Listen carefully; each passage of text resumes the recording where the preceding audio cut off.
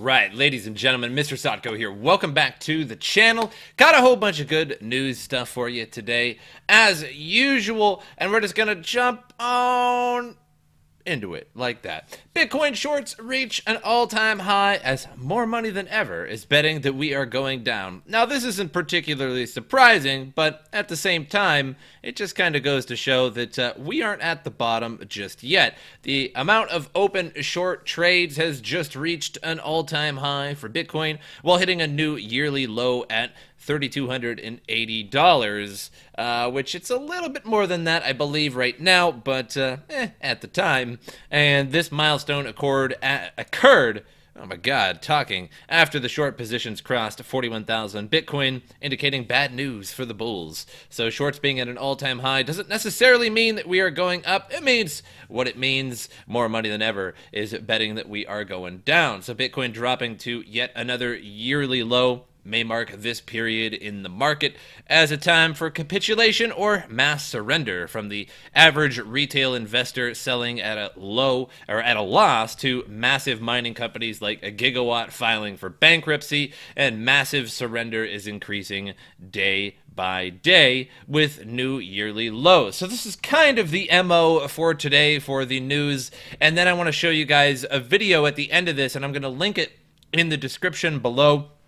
And you guys can check it out why the money is going down and something weird is going on. So now the picture, the graph shown is really just the first sell-off, and of course the greed, delusion, denial, fear, and the emotional representation of an investment, what we have going on here. So let's go to the next article. And CME Bitcoin futures 141% volume increase in November. So everyone who is still in crypto market remembers when the Chicago Mercantile Exchange, the CME futures, launched Bitcoin futures on the 17th of December 2017. Oh, and the price was going up, up, up. Everyone's like, oh, institutional investors are coming and futures are coming to Bitcoin. Happy day. And that day, the price of Bitcoin hit the top at 20,000. And after that, literally the next day, started the downslide, a downside that has kept going for a year so far. Today, the price of Bitcoin is 3,600, and bears are still in charge. And the launch of Bitcoin futures on CME and the intense fall in Bitcoin's price isn't a coincidence. The paper Bitcoins being printed on CME are suppressing the Bitcoin price, and doing this, CME is increasing their role to set the price of Bitcoin. So the Bitcoin max supply is 21 million, and this is valid and cannot be altered for real Bitcoins. However, the printing of paper Bitcoins on CME is increasing the supply of tradable Bitcoin. CME has been doing this with gold for a long time. They also picked up uranium and I think silver too. I know they have a good amount of things, and everything that they have touched just went downhill. Literally everything they touched. I showed it in another video a long time ago. So large amounts of paper gold are traded on CME via COMEX, leaving the price of real gold suppressed, despite the fact that they should increase as fiat inflation increases around the world. To see how negative the CME Bitcoin futures for the crypto space, we can watch how COMEX has destroyed the gold markets. Gold is a physical thing. Can be mined from the earth, which requires large costs and efforts, although that COMEX in London OTC prints paper gold with the click of a button. And the paper gold trading volume worldwide ratio compared to the physical is 233 to 1. So they can essentially just make Bitcoins and you can just bet on it, and it doesn't really matter, because if you don't actually have the Bitcoins, it doesn't really matter. And that's why backed futures on the 24th of January, people are a little excited about, and if backed futures doesn't increase the price of Bitcoin, it doesn't really do good things for Bitcoin, which I really don't think institutional investors are actually looking to do good things with Bitcoin or for you, then we're going to have a real problem. So the difference is that backed futures is actually trading real Bitcoin, and CME just puts them on paper. You got Bitcoin. So exactly with the price with gold and their volume 233 to 1. So next article, unusually large miner selling may have crashed Bitcoin price. Bitcoin at $3,414. I like how it's a totally different price for every one of these articles because Bitcoin is so volatile. One day it's 3,600, 3,200, it might be 3,400. Either way, we all get it by now, has lost around 45% of its value in the past 30 days. So a new study released by BitMEX researches outlines the speculation behind the crash, noting that miners have sold Bitcoin in order to finance an expensive hash war between Bitcoin Cash ABC and SV, and the conflict saw both SV's Craig Wright and Bitmain's Jihan Wu threaten to sell their Bitcoin to offset any losses if necessary. So citing data from cryptocurrency monitoring platform Boltzmann, the study revealed that unusually large miner selling of Bitcoin took place on November 12th, 3 days before the Bitcoin Cash hash war and the network split. Interesting. Now, that's pretty obvious, but I want to talk about the Bitcoin Cash war real quick. So there was a network split on the 15th of November, and there was a CBOE, CME futures expiration date on the 14th of November. So that's when we started to see the crash starting to go down. And November 12th, a lot of Bitcoin were sold to essentially fund this war. Now, I don't mean to defend Bitcoin Cash here, because if you've been watching the channel for any reasonable period of time, you'd know that MrSotko, not really a fan of Bitcoin Cash. But in this case, I have to just a little bit, because now this was a scheduled network upgrade essentially for Bitcoin Cash. Now, Craig Wright and nChain, or whatever, who knows, they just made it up, did not like the way that Bitcoin Cash was going. So what happened is that they said, okay, we're going to split off and we're going to create our own coin. And if we get more blocks and better hash rate than you, Bitcoin Cash, we are going to take the Bitcoin Cash ticker on all exchanges. So really, SV, Craig Wright, and gang were the attackers, and Bitcoin Cash in this instance were the defenders. Because if Bitcoin Cash and Veer and Jihan Wu, etc., decided, hey, we're not gonna pump a bunch of hash rate into it, we're not gonna put a bunch of money into this, we're just gonna do what we normally do, SV would have taken the Bitcoin Cash ticker on exchanges, and then Bitcoin Cash would have to be under Bitcoin Cash ABC. So they both had to fight in order to try and take the Bitcoin Cash ticker. So SV said, hey, we can do it. I think we can build the hash rate. I think we can find the blocks. Let's do it. And then Bitcoin Cash essentially had to defend itself with a whole bunch of hash rate as well. Now, both sides sold off a bunch of Bitcoin in order to buy more hash rate, in order to fund that operation.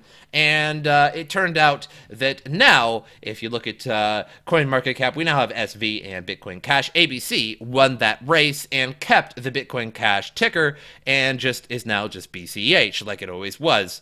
But unfortunately now, Bitcoin Cash is at $98 and SV is at $90, nowhere even close to what Bitcoin Cash was before the fork. Now, I understand we're in a kind of a downturn, but that was basically because of it. Now, I don't think we would have been in necessarily a bull market if the Bitcoin Cash hash wars did not start, but it certainly didn't help and lowered the prices, and it actually lowered them so much for Bitcoin Cash and SV that combined, even if you received the SV fork, it's still nowhere near what Bitcoin Cash was. So they absolutely damaged all of cryptocurrency, at least temporarily, as it is quite resilient. And more importantly, they damaged Bitcoin Cash and SV, at least in their eyes. So good job, guys.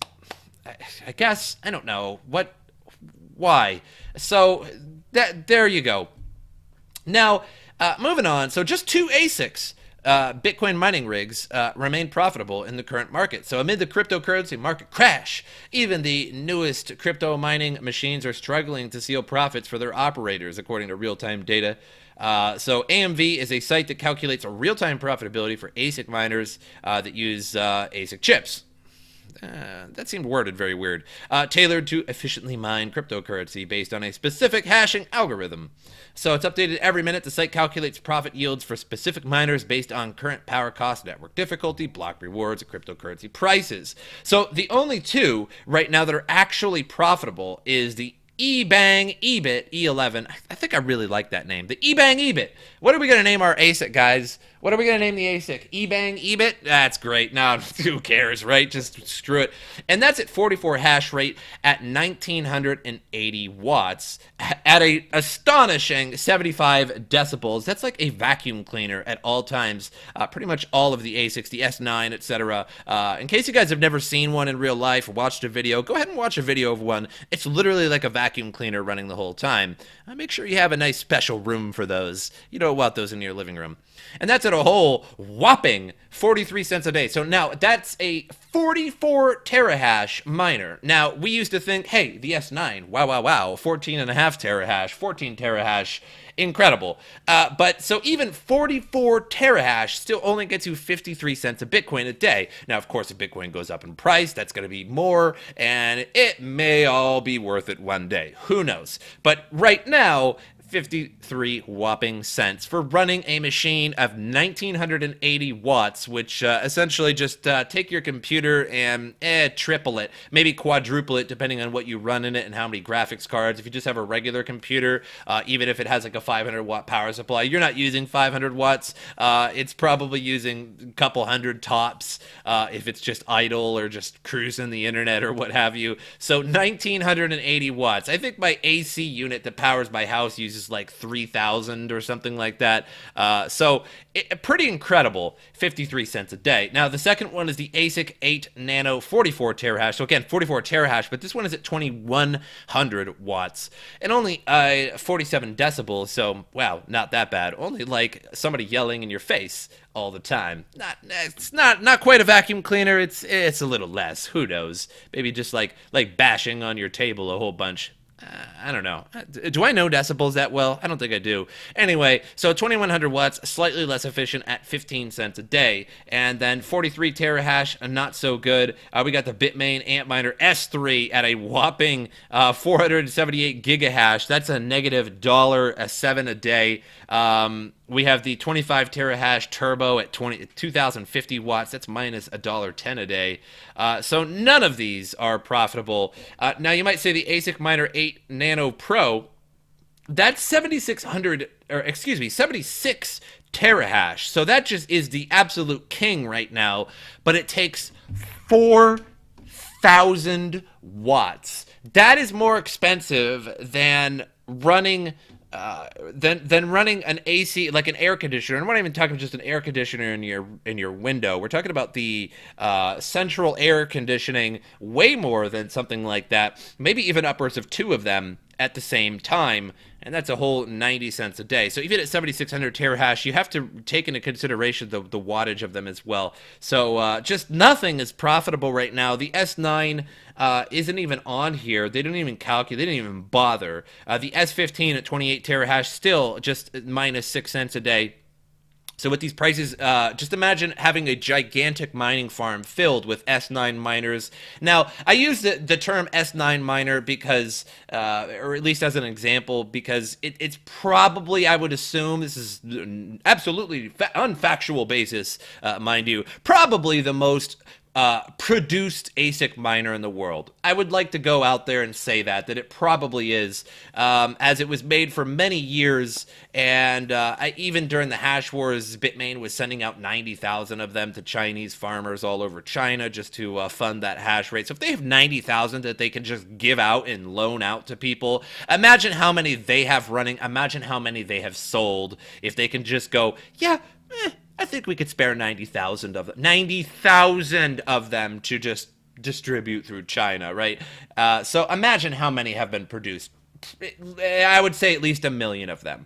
And, you know, there are lots of farms all over the world that are just packed to the gills, wall to wall of S9s, none of them making profit whatsoever. So they're just holding on for dear life, paying the electricity bill, waiting for Bitcoin to go up. And that is why we're seeing massive capitulation all over the place, because they just can't pay the electricity bill. So the big miners are facing a big problem. And that's sort of the video that I made a few weeks ago that got a lot of flack, because it was the home mining dream is dead. And what I mean by the mining dream is to mine for a while and see massive profits and get rich in the future from it, which I think is just dead, because if you have a massive mining operation now, you're not making very much money, if any at all. And in the end, even if Bitcoin went triple, triple, quadruple, even 5 times its current price, it's still really just not that much, because the difficulty all over the world is just so incredibly high. So many GPUs being plugged in every day. So if you're a small miner, you're probably okay, because you're creating a very small electricity bill. You're doing it as a hobby. It's fun. You're making a little bit of profit in the future. That's great. But big miners are the ones that are in a little bit of trouble right now. So now I want to show you this video in just a second, but I want to go to CoinMarketCap, talk about the market real quick. $107 billion market cap, $3,400 Bitcoin, only 29 cents for Ripple, and only 11 cents for Stellar. Wow, saucy deal there. Well under $100 for Ethereum. And Bitcoin Cash, before I had refreshed a few minutes earlier, before I started the video, Bitcoin Cash was at about $98. So I think I just refreshed and it was 101 just now. So it was under $100. EO still under $2. So we could just see a massive problem here, and that it's all red. But I think it's going to be okay in the end. My prediction is that 19th of December, we're going to see a little bit more of a crash from the CBOE futures, and that's just a prediction from my own thing. It's not really for anybody to have like financial advice. It's not like I'm, Tom Lee on CNBC or anything like that, and trying to say, oh, it's going to be 15,000 by the end of the year, and then be like, oh, no, wait, it's going to be 2,500. I don't know. So people are just guessing when it comes to guessing the price of Bitcoin, if that. They're just guessing about the guessing of it. So when people say, oh, it's going to be 200,000, it's going to be 50,000. I remember at the beginning of 2018, people were saying, oh, what is it going to be at the end of 2018? I remember people saying 60,000, 100,000, 50,000. Everybody was wrong. I was wrong. You were probably wrong. Everybody was wrong.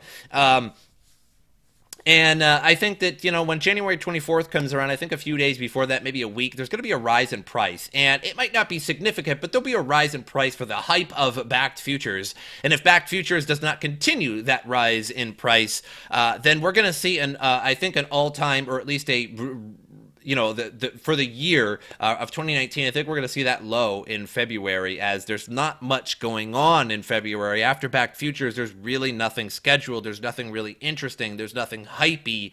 And I think we're going to see a massive low probably in February 2019 if those circumstances play out. Now, I want to show you guys this video. I'm not going to play the video, but I want to show you it. And this link is going to be in the description below.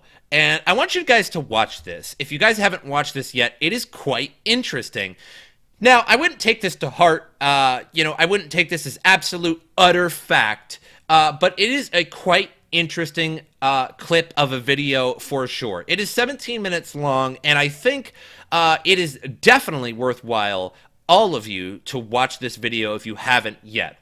It's called, I think it's actually been uploaded numerous times. One of them is like the crypto conspiracy. This one's the FUD, high then low, how the rich gets richer. And that's basically what it's about. So this video talks about how in 1994, during the dot-com bubble, what we now know as the dot-com bubble, all these websites were being super high valued. Amazon, Microsoft, all these websites and all these corporations with websites were being valued super high. And at the same time, in 1994, all of the institutional investors, JP Morgan and all these big institutional investor names were saying, hey, don't buy these websites. Don't buy this stock. This is garbage. These are garbage. All garbage. Don't buy it. You know what I mean? It's a bubble. Don't buy it. Don't buy it. Don't buy it. So people listen to him. People listen to JP Morgan. People listen to Jamie Dimon, period. When Jamie Dimon FUDed on Bitcoin, it went down 24%. So don't take that into consideration, that Jamie Dimon and other people are sort of superstar investors, if you will, in the investment world, and people take their advice to heart. It's just plain and simple. Objectively, they do. And so they were saying, basically in 1994, they were saying, hey, don't buy these, right? But throughout 1994 and 1995, the same people that were telling you not to buy these websites were buying them. So they were crashing super hard. Even Amazon, which is now valued super high, even Apple, super high value, Microsoft, high value, all these websites valued insanely high, dumped. All the institutional investors bought the stock, and then it went way up, and now it's very hard to get into Apple or any of these because the prices are so high. Gee, the same people that told you not to buy. Now, this happened in 2008 as well. You couldn't get a mortgage. So before 2008, they were giving out mortgages like crazy. There's a whole documentary behind it, there's a whole mess behind it. So go ahead and research that as well if you want. But basically, in a nutshell, the banks were giving out mortgages to anybody and everybody, even if you just didn't qualify at all, you had barely had a job, you couldn't afford it, and then they raised the variable interest rate, and basically everybody lost their houses, or at least a lot of people lost their houses in 2008. And just after 2008, guess who bought all the houses? All the institutional investors. Gee, who would have thought? Who would have thought? Now we have the crypto market. Now we're in the crypto world, in the investment world. And you have people like Jamie Dimon and Warren Buffett and just all the major institutional investors saying it's a bubble, it's a conspiracy, it's a Ponzi scheme, it's a pyramid scheme, don't buy them, they're overvalued, this, that, and the other thing. And sure as shit, they go down in price because people think when they're holding these, like, hey, maybe Jamie Dimon's right, maybe this is a bubble, maybe these are garbage. You know what I mean? Maybe like I invested, I thought these were good, and people don't know any better. A lot of people don't, and that's okay. And they go down in price. But guess who's buying that crypto right now? Oh, Jamie Dimon says, any of my traders buy or trade a Bitcoin, I'm going to fire them. Guess who has a crypto trading desk now? Guess who has a crypto trading desk? I wonder. I'll give you guys 5 seconds. Oh, JP Morgan. Wow, holy crap. Wow, that's just a surprise. And now, there was the Rothschild coin that people were talking about. Warren Buffett's buying, everybody's buying, all the institutional investors are coming into Bitcoin now. They're trying to lower the price so that they can get in, so that they can feel those astronomical odds, right? Because they feel like, because institutional investors don't like to get in early. Right, they like to see how it goes first, right? Because if you get in early, you might lose a lot of money. You might lose millions. You might lose billions of dollars, right? You can't risk that. Of course you can't risk that. So they don't get in at the bottom. They don't get in when the websites first came out, like Microsoft, Dell, Apple, when all those websites were starting to pop up. No. They want to see it go way up, and then they go, we can do that again. And so they start fudding, and the price goes down, FUD it down, and then they buy in so that they can feel those astronomical odds so that they can pump them. And that's what this video is all about, and it puts it into really good perspective. And I hope you guys watch it because it's pretty good, and it really gives you and it may not be as accurate or whatever your take on it. You just have to realize at the same time, like, this is all true in a lot of ways. Just all these institutional investors FUD, and then they buy the thing that they were actually FUDding on a few months back or a year back, and then they make billions of dollars on it. Well, after you sold all your coin, because after every dump, people get scared. After every dump, people get scared, and they drop their bags. They drop their bags, and they sell, and it goes all the way down, and everybody sells. Then they buy it and push it back up. So I hope you guys check it out. But I hope you guys enjoyed this episode, and as usual, I will see you guys next time.